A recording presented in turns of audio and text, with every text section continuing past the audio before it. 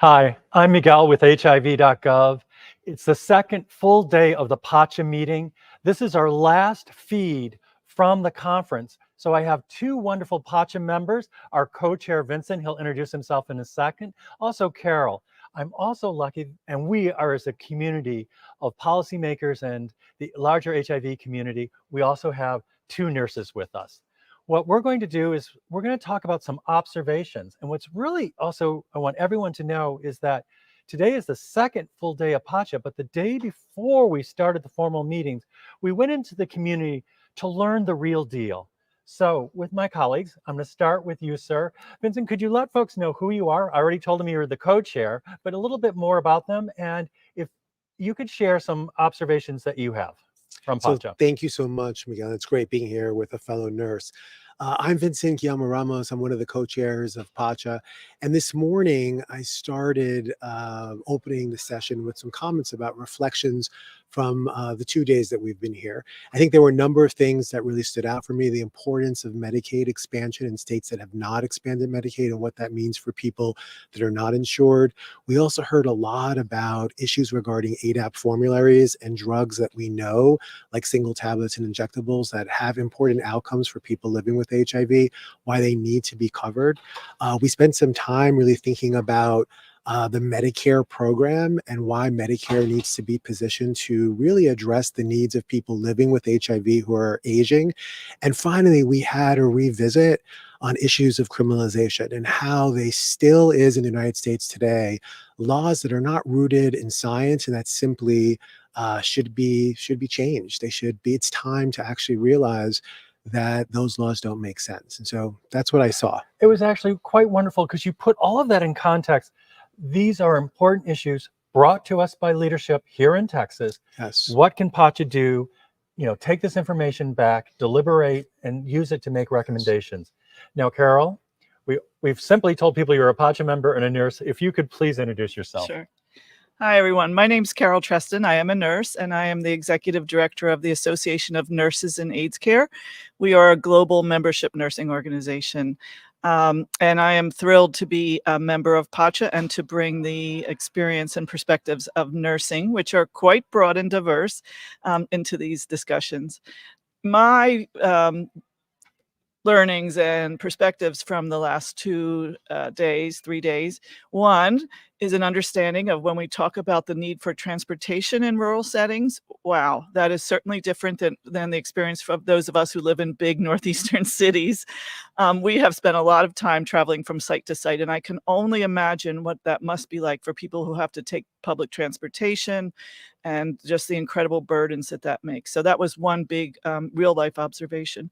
The other thing, first of all, Vincent stole a lot of my ideas. Thoughtful people. We are of the same mind in many, many, many areas.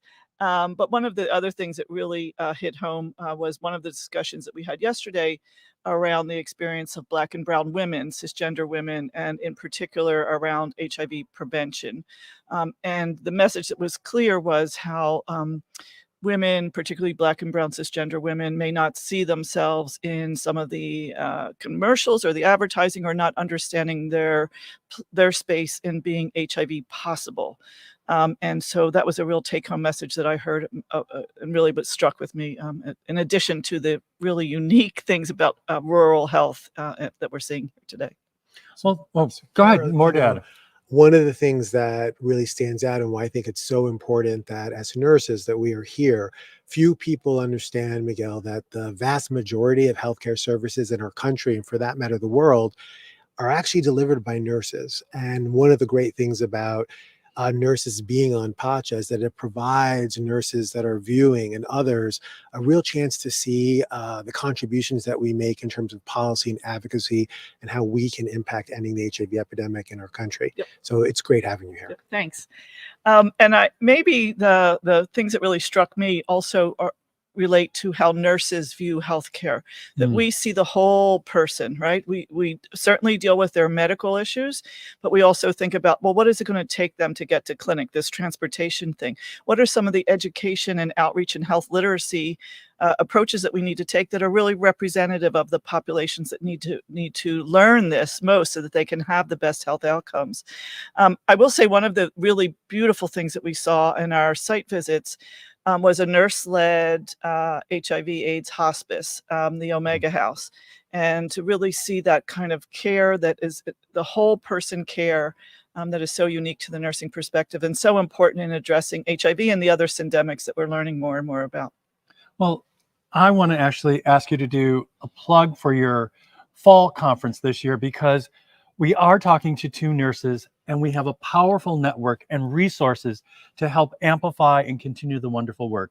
Could you talk about what's happening this fall? Sure. So the Association of Nurses in AIDS Care, or ANAC, has an annual conference, and nurses and other members of the healthcare team from across the U.S. attend. This year it will be in Indianapolis, and it will be November 11th, 11th to 14th to 17th, I'm sorry.